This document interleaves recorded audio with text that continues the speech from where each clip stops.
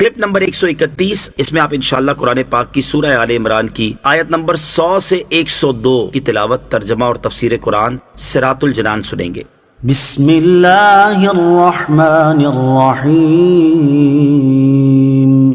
ترجمہ: اللہ کے نام سے شروع جو نہایت مہربان رحمت والا ہے۔ یا ایہا الذین آمنوا ان تطیعوا فریقا من الذین اوتوا الکتاب یردوکم بعد ایمانکم کافرین۔ ترجمہ: اے ایمان والو، اگر تم اہل کتاب میں سے کسی گروہ کی اطاعت کرو تو وہ تمہیں تمہارے ایمان کے بعد کفر کی حالت میں لوٹا دیں گے۔ ان تطیعوا، اگر تم اطاعت کرو۔ مرشاس بن قیس یہودی مسلمانوں کی مجلس کے قریب سے گزرا، جس میں انصار کے دونوں قبیلے اوس اور خزرج نہایت محبت سے باتیں کر رہے تھے۔ اسلام سے پہلے ان کی آپس میں بہت جنگ تھی۔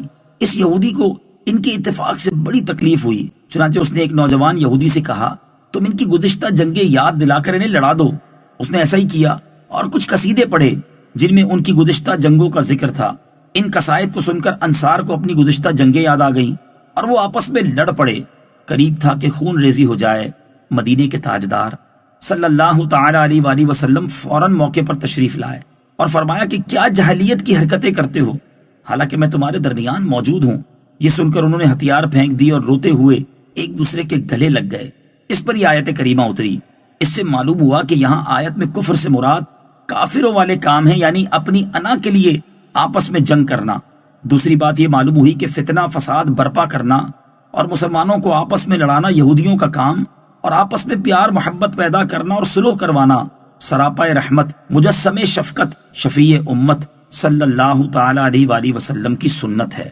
وَكَيْفَ تَكْفُرُونَ وَأَنْتُمْ تُتْلَى عَلَيْكُمْ آيَاتُ اللَّهِ وَفِيكُمْ رَسُولُهُ وَمَنْ يَعْتَصِمْ بِاللَّهِ فَقَدْ هُدِيَ إِلَى صِرَاطٍ مُسْتَقِيمٍ۔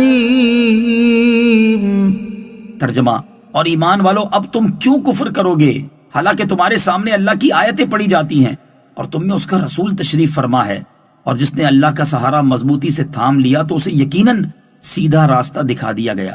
وَكَيْفَ تَكْفُرُونَ، اور تم کیوں کفر کرو گے؟ یہاں ابتداءً صحابہ کرام رضی اللہ تعالیٰ عنہم سے خطاب ہے کہ اے جماعت صحابہ، تم کافروں کی طرح آپس میں کیسے لڑ سکتے ہو جبکہ تم حضور رحمت للعالمین صلی اللہ تعالیٰ علیہ وسلم کے صحبت یافتہ ہو اور ان کی زبان مبارک سے قرآن مجید سنتے ہو۔ اس آیت میں عام مسلمانوں کو بھی اس اعتبار سے نصیحت ہے کہ ہمارے درمیان قرآن موجود ہے اور حضور اقدس علیہ الصلوۃ والسلام کی تعلیمات موجود ہیں، تو پھر آپس میں نفسانی لڑائی کس طرح ہو سکتی ہے؟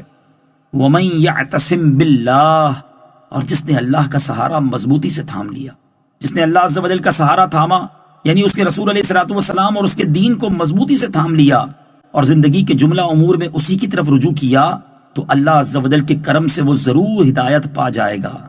یا ایہا الذین آمنوا اتقوا اللہ حق تقاتہ ولا تموتن الا وانتم مسلمون۔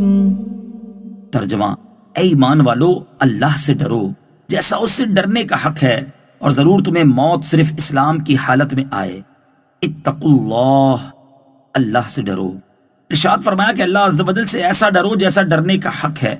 اس سے مراد یہ ہے کہ بقدر طاقت اللہ تعالیٰ سے ڈرو۔ اس کی تفسیر وہ آیت ہے جس میں فرمایا گیا فَاتَّقُوا اللَّهَ مَا اسْتَطَعْتُمْ، تو اللہ سے ڈرو جتنی طاقت رکھتے ہو۔ نیز آیت کے آخری حصے میں فرمایا کہ اسلام پر ہی تمہیں موت آئے۔ اس سے مراد یہ ہے کہ اپنی طرف سے زندگی کے ہر لمحے میں اسلام پر ہی رہنے کی کوشش کرو تاکہ جب تمہیں موت آئے تو حالت اسلام پر ہی آئے۔